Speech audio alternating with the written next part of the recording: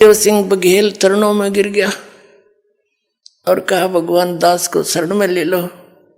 ये पिछले संस्कारी हंस होते थे, कितनी पोस्ट पर हो और कितने ही बुराई करता हो, परमात्मा की ज्ञान सुनते ही समर्पित हो जाता है। पिछले ही जब तब से होते हैं पूर्ण हंस मुराद। और परमात्मा ने कहा, ठीक है बेटा, नाम दूंगा आपको। परमात्मा 3 सतिथि में नाम दिया करते थे, 3 बार में। प्रथम बार में ये 5 नाम देते थे जो दास आपको प्रथम बार देता है, अब ये 7 देने हैं। उस समय केवल 5 ही का आदेश था सबको। कौन से मंत्र? ये निरंकार ओंकार सतनाम, ये नहीं, ये और मंत्र है जो आपको प्रथम बार दिए जाते हैं। प्रथम मंत्र दिया, वीर सिंह ने नाम लिया, पत्नी ने नहीं लिया, उसकी रानी ने नहीं लिया। ठीक है, कोई बात नहीं। प्रथम मंत्र पुण्यात्मा इसलिए दिया जाता है कि आप जी की श्रद्धा देखी जाती है और इससे कुछ आप सच्चे दिल से भक्ति करोगे, आपके संसारिक सुख होने शुरू हो जाएंगे। ये इतना गजब का मंत्र है, अनमोल मंत्र है। और दुख आपके निवारण होने लगे तो आपके नोचेगी भगवान सचमुच यही है। अब वीरदेव सिंह बघेल का कोई दुखता था को नहीं, राजा था है और खूब ठाठ थे, कभी मंत्र करा कभी ना करा। शुरू में तो ऐसे बने है ये बात। अब परमात्मा ने कहा, फिर दूसरी बार आऊंगा तब बेटा तेरी भक्ति देखकर तुझे सतनाम दूंगा 2 अक्षर का।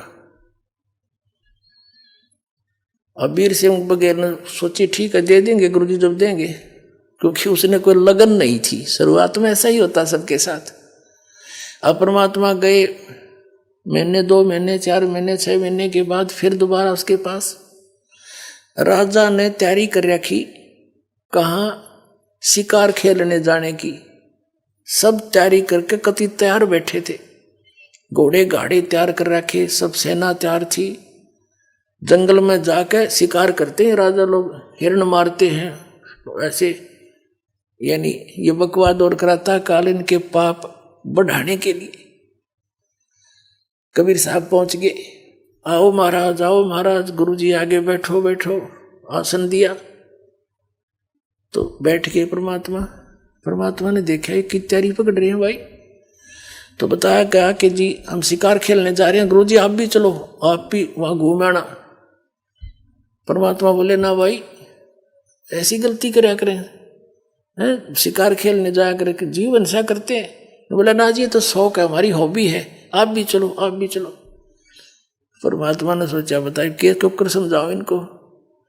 कबीर साहब कहने लगे, भाई देखो मैं चल पड़ूंगा, लेकिन तुम्हें कोई मर्ग मिलेगा नहीं, कोई प्राणी नहीं मार सकोगे तुम।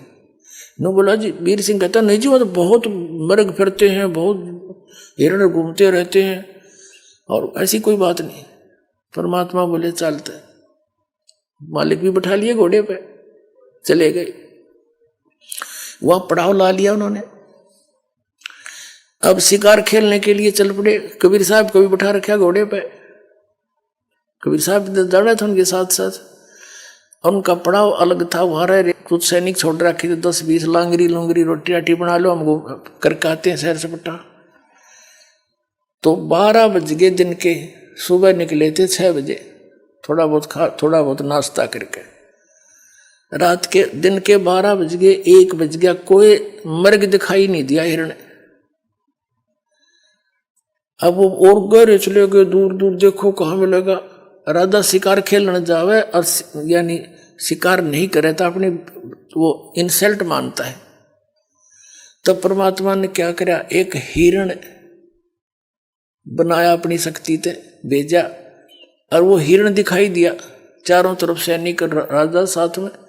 तो उस नरेश ने कहा अपने सैनिकों से कि इतनी देर में एक मर्ग दिखाई दिया है और ये जिसके पास से चला गया उससे ले लूंगा, उसकी खैर नहीं है, ये जाना नहीं चाहिए। अब परमात्मा ने क्या दया बख्शी, वो मर्ग कूदता कभी इधर राजा के घोड़े के नीचे निकल गया। राजा यावा हो गया, उसकी मजबूरी होगी कि मेरे पास से गया, अब मैं किसने कहूंगा। उसका पीछे दौड़ा दिया घोड़ा, बड़ी स्पीड से, काफी गहरे निकल गए, बहुत दूर चले गए, सैनिक भी साथ चले गए काफी दूर तक। अब वहां जाकर तो क्या देखा, कि वहां कोई जल नहीं और सबको भयंकर प्यास लग गई, भूख लग गई, जल बिना भोजन बना नहीं और प्यास बुझे नहीं। अब सब सैनिक भेजे इधर उधर के, जाओ जल की खोज करो। अब कोई इधर गया, कोई इधर गया, दूर तक देखकर आगे घोड़ों पर कहने लगे महाराज कहीं आसपास जल नहीं है। परमात्मा बैठे थे कबीर जी, उन्होंने कहा भाई इस पहाड़ पर देखा हो ना, शायद इधर मिल जाओ। पहाड़ पर आप अच्छी ऊंची पहाड़ी थी। अब और कहने लगे महाराज यहाँ प्लेन में तक तो जल मिला नहीं, समतल में पहाड़ पर कहाँ से जल होगा। एक वजीर समझदार सा था, वृद्ध था, वो कहने लगा भाई संत की बात पर कुछ गौर करा करें, ये देखा हो क्या दिक्कत से जब कह संकेत कर रहे हैं।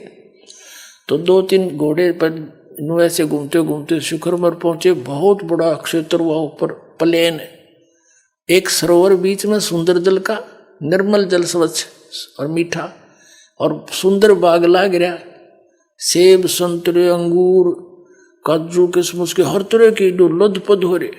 उन्होंने वहीं से आवाज लगाई आ जाओ जल भी है, बाग है बहुत सुंदर। अब सभी जाकर पहुंच गए वहां पर। अब सभी ने पहले जल पिया, फिर तोड़ तोड़ के सेब संतरे काजू किस्मत सेब खूब छके। अन्यों कहे इसे मीठे तो कदे देखे नहीं, ये भगवान यहाँ देख प्रकृति का, परमात्मा की लीला, यहाँ कैसे बाग लगा हुआ है। सभी बतला रहे हैं आपस में कि यहाँ ऐसे स्थान पर है तभी तो कोई पहुंचा नहीं, ये सब लदपद है, किसी ने छेड़ा नहीं, हमारे लिए ही दया बख्शी है भगवान ने। अब वो छक लिए और तोड़ ताड़ के और भी फल अंगूर और अपने सब ने घोड़ा पर लाद लिए चलने के लिए, रस्त घर के लिए चल पड़े। चलो वापस। कबीर साहब भी चल रहे हैं, एक घोड़े पर कबीर साहब बैठा रखे हैं, एक पर राजा बैठा है।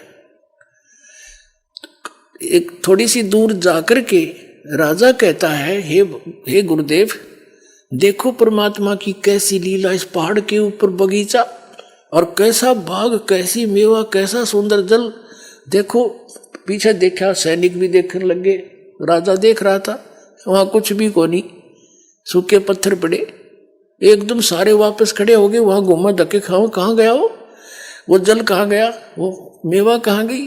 परमात्मा बोले जहां से आई थी वहां गई भाई।